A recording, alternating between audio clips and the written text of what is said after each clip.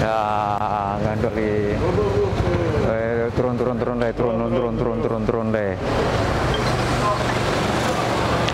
Le, aturannya masuk di sini itu dibaca. Siswa naik kendaraan harap turun, harap dilepas. Jadi kalau masuk di sana itu sudah harusnya turun. Ngerti enggak? Saya enggak tahu, Pak. Ya, makanya mulai besok ya di situ sudah harus turun. Terus nanti menuju ke parkiran. Ya. Ngerti enggak? Ya. Ya sudah, kalau situ sekarang sana. Jangan diulang lagi.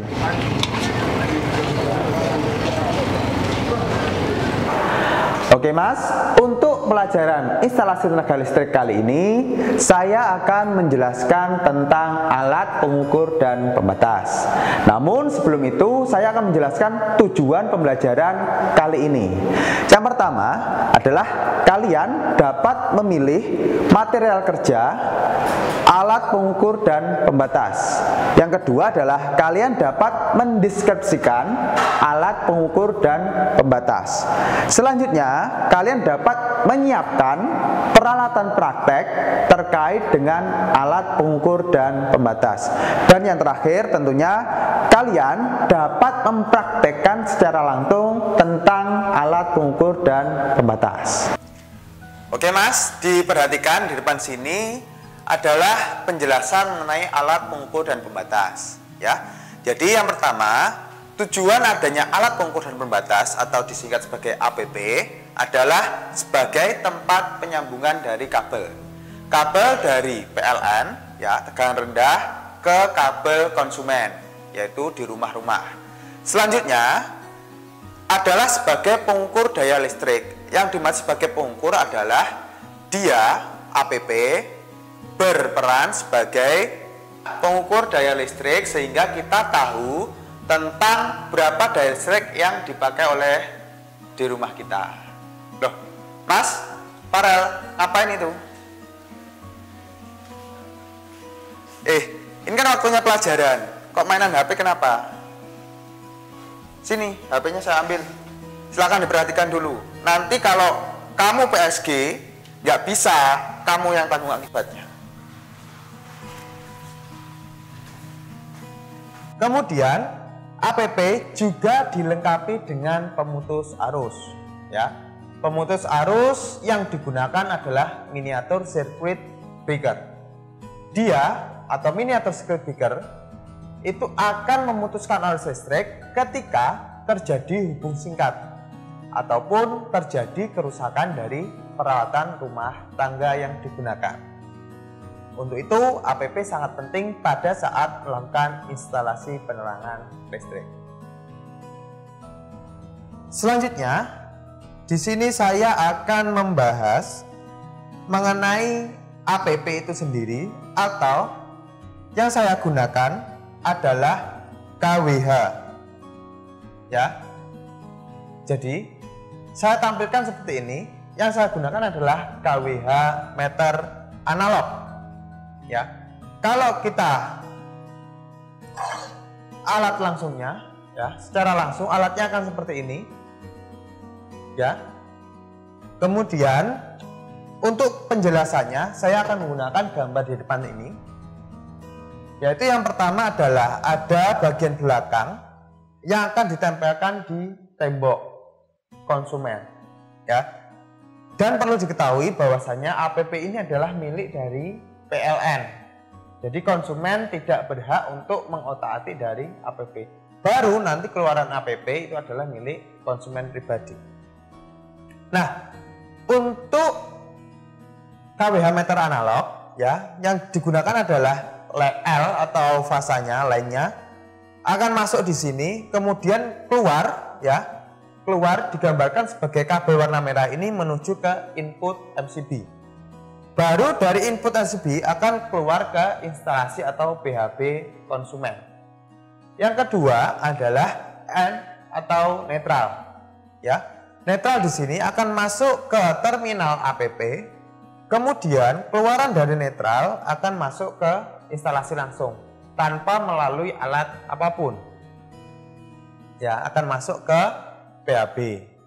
Kemudian ground dari instalasi ini ada dua tipe, ya. Terkadang ada yang grounding akan dijadikan satu dengan netral, seperti gambar pada APP ini. Grounding dan netral dihubungkan jadi satu. Yang satu masuk ke tanah, ya. Yang satu yang di bodi sini akan masuk ke mohon maaf, yang di bodi akan masuk ke tanah pembumian, yang satunya akan masuk ke instalasi. Seperti itu ya Mas ya. Nah, kemudian saya juga akan menampilkan KWH meter digital, ya.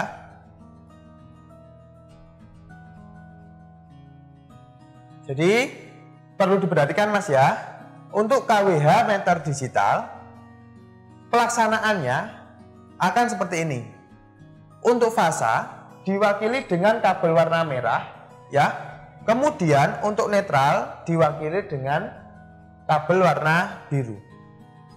Dari PLN akan masuk ke terminal. Kemudian terminal ini terminal yang kedua keluaran akan masuk ke inputnya MCB. Jadi ini akan sama dengan KWH meter analog. Seperti itu ya. Selanjutnya untuk netralnya akan masuk ke terminal, ya. Kemudian keluarannya akan masuk ke PHB di sini. Ya, jadi perlu diketahui keluarannya akan masuk ke PHB.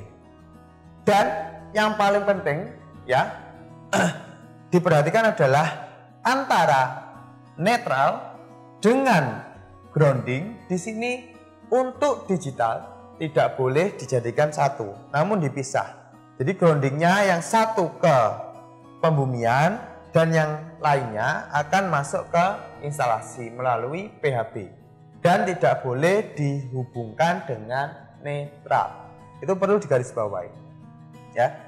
PHB yang ada di sini atau perangkat hubung bagi yang digunakan boleh menggunakan MCB, boleh juga menggunakan box sekring. Itu Mas ya. Jadi seperti itu untuk pemasangan dari APP sendiri. Nah, selanjutnya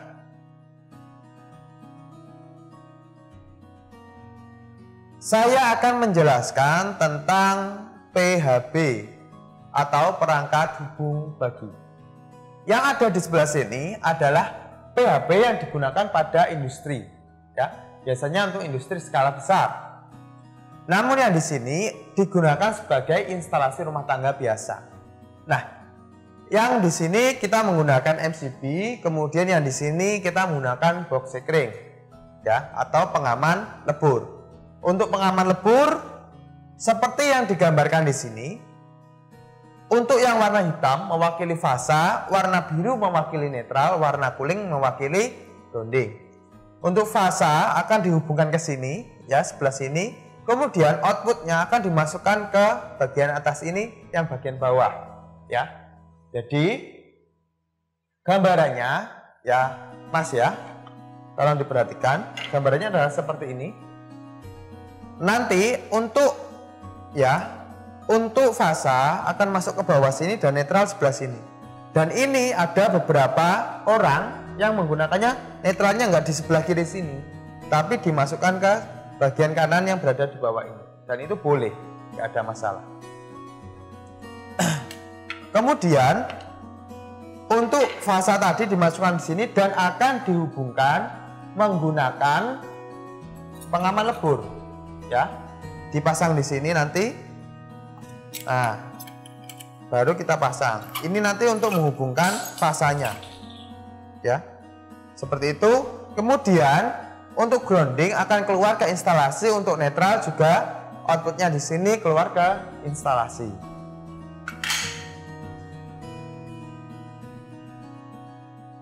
Nah, selanjutnya miniatur sirkuit breaker, ya. Di sini saya gambarkan miniatur sirkuit breaker seperti ini. Selalu akan ada keterangannya, yaitu C60N, ya. Nah, di sini berarti arus maksimal yang agar MCB ini tidak trip adalah 60 ampere.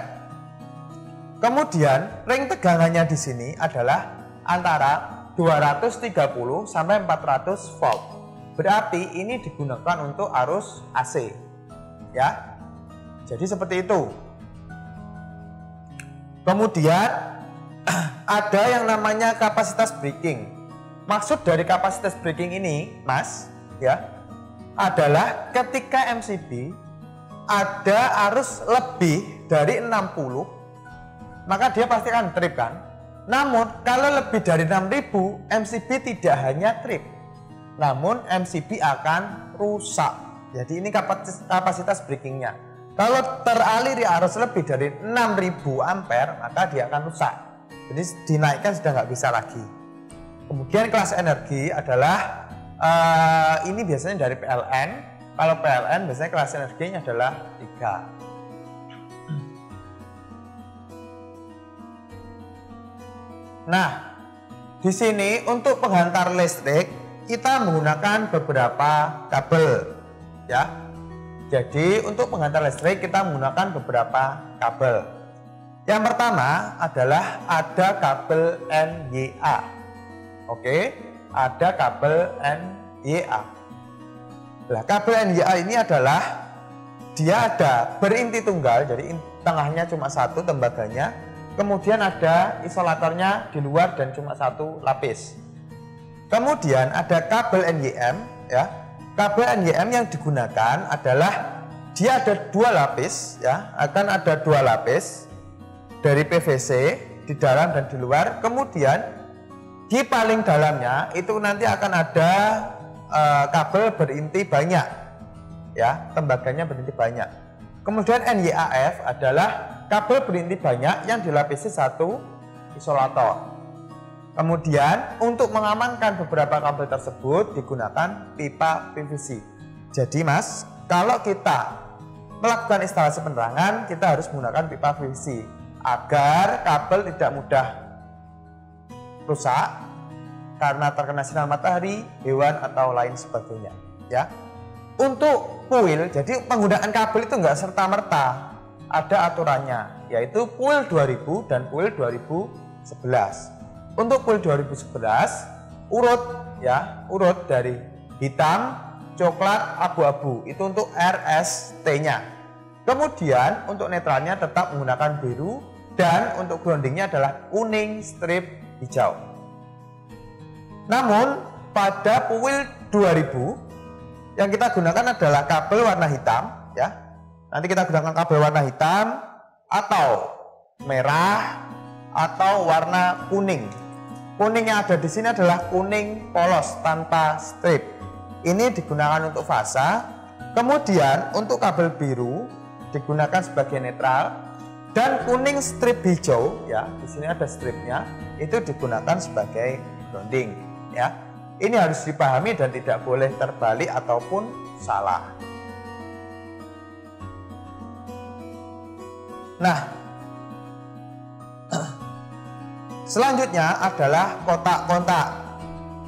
Jadi, Mas, kalau nanti kita melakukan instalasi, kita akan banyak menemukan berbagai jenis kotak-kontak. Ada kotak-kontak yang terbuka, ya, bentuknya seperti ini. Belakangnya akan seperti ini, ya. Jadi di sini nanti yang sebelah kiri, jadi kalau kita menghadap ke kotak-kontaknya, bagian sebelah kiri ini digunakan sebagai fasa dan sebelah kanan sebagai netral. Kalau kotak-kontaknya bukan kiri kanan tapi atas bawah, maka yang bagian atas adalah fasa, bagian bawah adalah netral. Namun ada beberapa kotak-kontak yang istimewa digunakan pada kondisi khusus, ya. Ada kotak-kontak seperti ini, dia harus diputar dulu baru dicolokkan. Ada yang berpenutup. Nah, yang berpenutup ini digunakan kalau kita memasang kotak-kontak yang ketinggiannya kurang dari 1,5 meter, ya. Jadi nggak boleh pakai ini. Kenapa? Karena bahaya. Anak kecil belum tahu 1,5 meter bisa dibuat mainan. Namun kalau yang terbuka di atas 1,5 meter atau minimal 1,5 meter dari tanah atau dari lantai. Nah, ini nanti akan sesuai standar kuil, ya.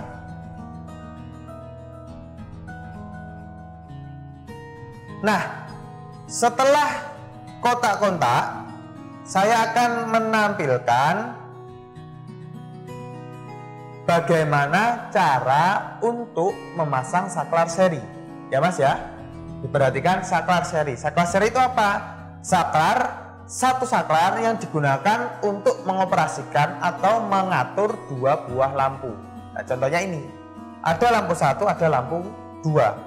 Jadi dari output MCB atau PHB tadi, ini nanti akan masuk ke inputnya, ya. Ke inputnya itu berarti yang warna merah kalau ada di sini, ya. Dan ini sudah dijemper, jadi nggak perlu ditambahkan kabel lagi. Jadi ketika kita masukkan ke sini sudah, yang sebelah sini pun juga sudah teraliri arus listrik. Baru nanti disesuaikan saja, yang ini dan yang ini adalah sebagai output. Ini nanti akan dimasukkan ke lampu. Jadi masuk ke lampu 1, masuk ke lampu 2. Netralnya dihubungkan semuanya secara langsung. Itu adalah pemasangan untuk saklar seri. Kemudian ada juga pemasangan untuk saklar tunggal, ya. Untuk saklar tunggal yang kita gunakan adalah dari kWh meter, nanti akan, nah ini melewati TDOS ke bawah ke saklar tunggalnya, dimasukkan ke yang warna merah, ya, warna merah. Kemudian yang di atas ini adalah sebagai outputnya. Outputnya akan dimasukkan ke lampu seperti itu. Netral lampu masuk ke netral sumber.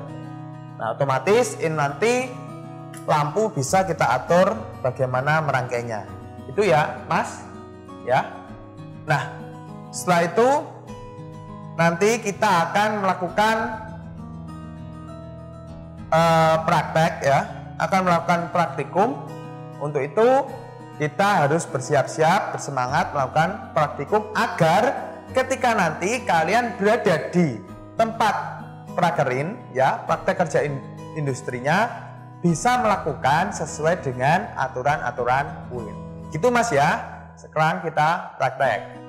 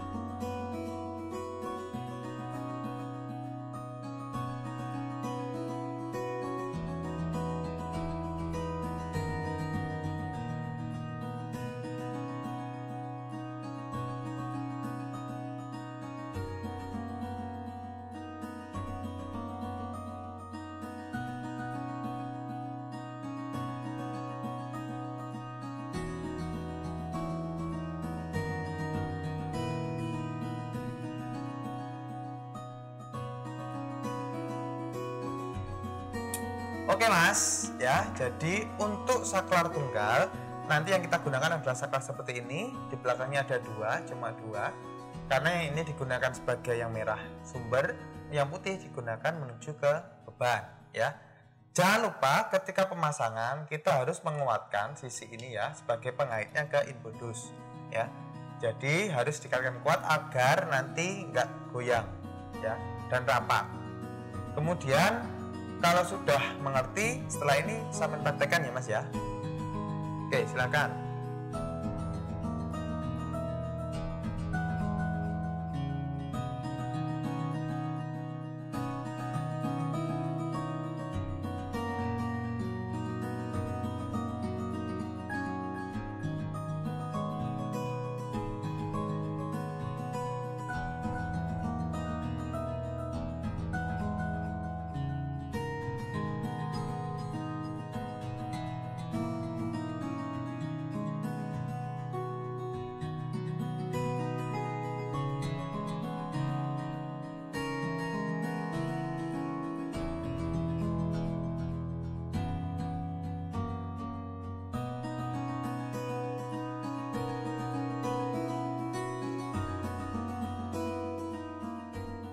Cah bariki nggarap instalasi ya. Nek nggone Pak Ardi Mbagol Desa Tanjung Banyakan.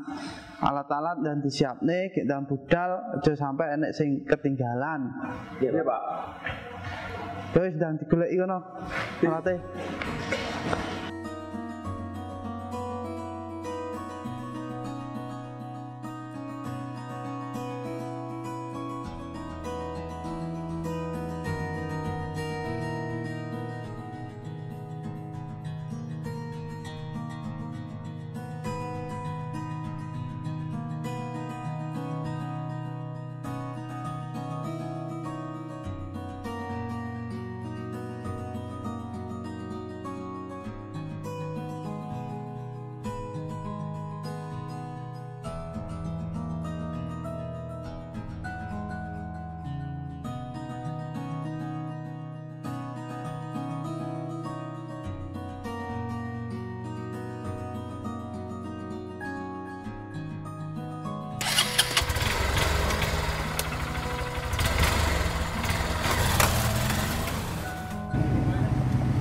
Oke, baiklah. Hari ini kalian mau masang instalasi penerangan di rumah pelanggan, di rumah Bapak Hardi. Sini rumah Bapak Hardi ya. Kebetulan jadi hari ini tolong diselesaikan. Terus nanti setelah selesai tolong difoto, terus dikirim ke kantor buat laporan. Dan nanti yang dipasang ini tadi sedikit sudah dipasang. Jadi nanti kalian pasang ini untuk MCB-nya, ya. Terus nanti untuk ini ada 3 titik lampu, 1 stop kontak. Ini nanti silahkan dipasang di luar 1, yang serinya, dalamnya 1. Terus yang 1 nanti untuk ruangan kamar. Untuk stop kontaknya nanti silahkan dipasang di pojokan sana ya. Silahkan dipasang di pojokan sana. Masangnya hati-hati ya, terus tetap jaga K3-nya APD. Terus nanti pastikan bahwa kalian kalau sudah selesai, pastikan tempat kembali ke bersih seperti semula. Jangan sampai kita meninggalkan kotoran yang membuat pelanggan tidak puas, seperti itu ya. Jadi silahkan dikerjakan, tetap hati-hati. Nanti mungkin pas waktu kalian mengerjakan akan saya tinggal sebentar, nanti saya akan datang lagi, seperti itu ya. Udah, sekarang silahkan dikerjakan. Terima kasih. Sekarang dimulai.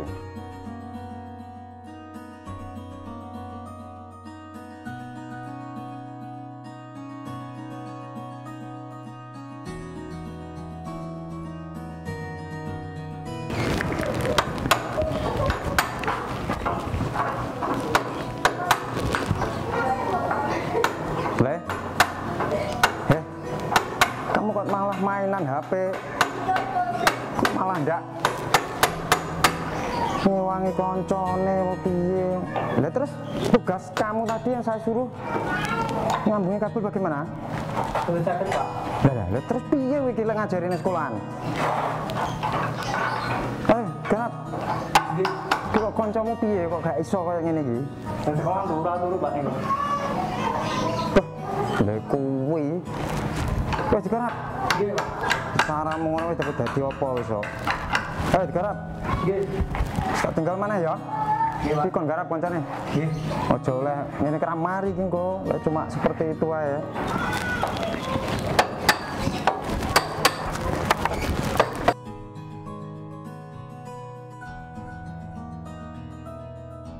Pun, aku nyuli kontaknya putra kau tak binyang warung.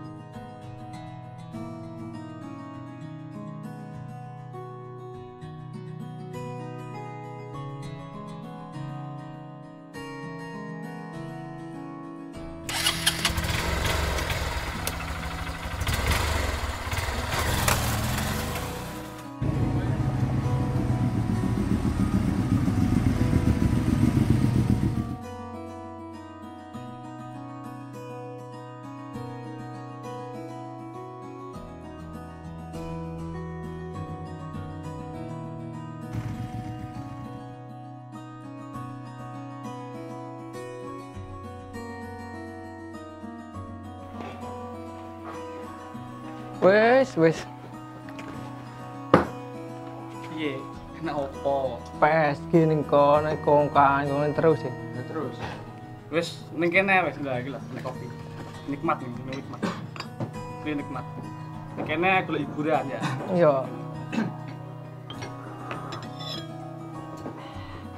gawe iki. Kono sik adil kan. Berarti bentar tapi. Kok obong kok? Kok ada buta kok? Depan kok. Jauh muten. Jok, wis listrik iki klub nak no. Kene ning kono listrik ae wis tangan ae. Ya teki ya. Ya lho. Benar iki lho. Iya. Lho. Assalamualaikum, Pak. Waalaikumsalam. Kamu gak neng PSG, Mas? Oh, boten ya, Pak. Loh, malah nyang rene malahan. Loh, ya wes, jikuan kursi kuwi kayak gini, Mas. Tunggu sik kene. Anmu enak opo kok malah nyang rene?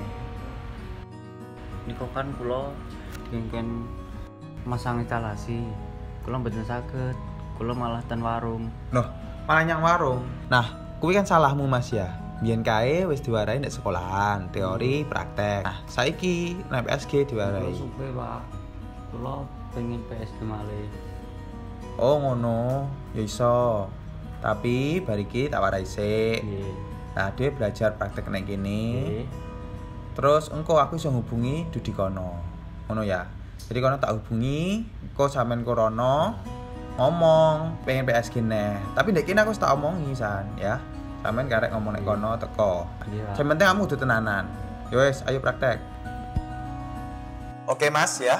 Jadi tolong perhatikan kalau nanti kita memasang kotak-kotak, jangan sampai tulisan yang ada di sini itu terbalik ya. Jadi harus seperti ini. Kemudian nanti untuk kalau ini kita menghadap ke kotak-kontak, maka yang fasa kita taruh di sebelah kiri ya. Untuk yang netral sebelah kanan. Namun kalau nanti kita masangnya adalah miring seperti ini, maka yang digunakan sebagai fasa adalah yang atas dan untuk netralnya yang bawah seperti itu. Dan kemudian nanti yang groundingnya ditaruh di sebelah ini untuk besinya. Nah, pemasangannya adalah seperti ini. Nanti disesuaikan saja. Jadi di sini nanti kita taruh sebagai netralnya, yang di sini fasanya. Kemudian yang untuk groundingnya bisa di atas, bisa di bawah. Gitu ya, Mas ya.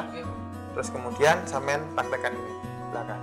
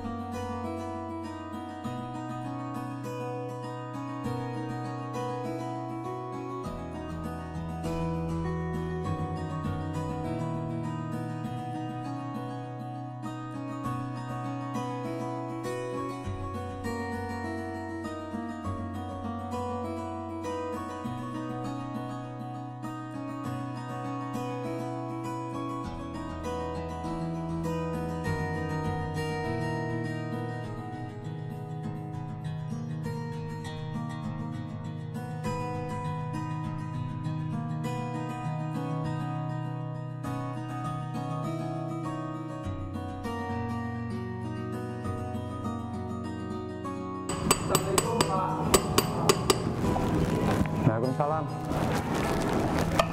Gimana? Kula badhe ini tuwet PSG malih. Lah. Oh ngono. Lah terus lu melayu nah. Mboten, Pak. Wes, tenan. Saiki tenanan, kowe milih tenanan. Nggih. kemarin memang gurumu juga sudah telepon saya ya. Wes lek ngono aja dibaleni neh. Saiki nyambut gawe sing tenanan supaya sok awakmu iso entuk keterampilan. Wes lek ngono saiki iki diterusne garapan iki. Nggih. Dibeteli iki ya, dibeteli iki engko munggah, terus munggah terus nih ke sana ya. Wes dimarene terus. Jadi nanti saya lihat hasilnya ya. Nggih. Jadi kamu nanti sungguh-sungguh apa enggak dari hasil kamu. Pokoknya yang penting kamu mau berusaha pasti bisa, oke? Ya wes, sekarang garap.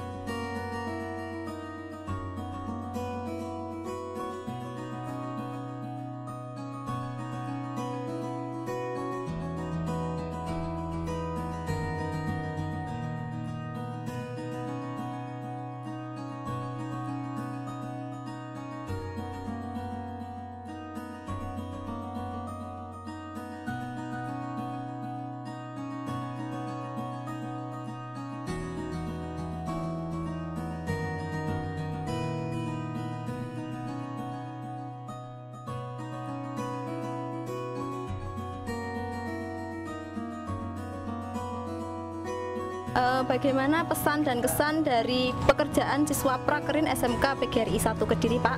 Saya puas Mbak dengan hasil kerja PT Asa Mulya Nusantara yang dikerjakan oleh siswa prakerin SMK PGRI 1 Kediri. Terima kasih atas kerjasamanya yang baik. Iya, terima kasih Pak.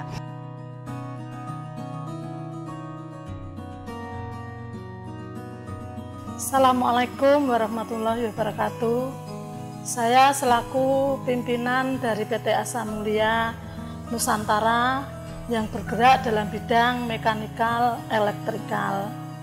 Dengan adanya MOU dengan SMK PGRI 1 Kediri sebagai bentuk link dan match antara industri dan sekolah, saya merasa terbantu dengan adanya anak PKL di sini.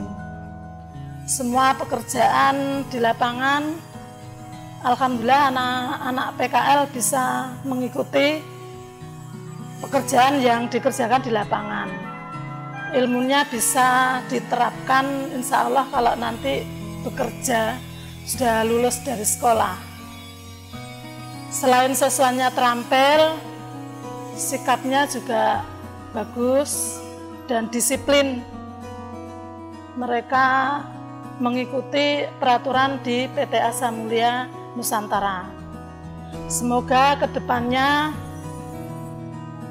bisa terus bekerja sama antara sekolah SMK PGRI 1 Kediri dengan PT Asa Mulya Nusantara. Sedikit pesan dari saya untuk kalian adik tingkatku, bahwa masa depan itu ada di tangan kita sendiri, bukan di tangan orang lain. Jangan sampai karena merasa sudah bisa, kita jangan semena-mena tidak mendengarkan orang lain, bahkan sampai merendahkannya. Ilmu itu seluas samudra. Apa yang kita pelajari akan bermanfaat untuk kita di kemudian hari.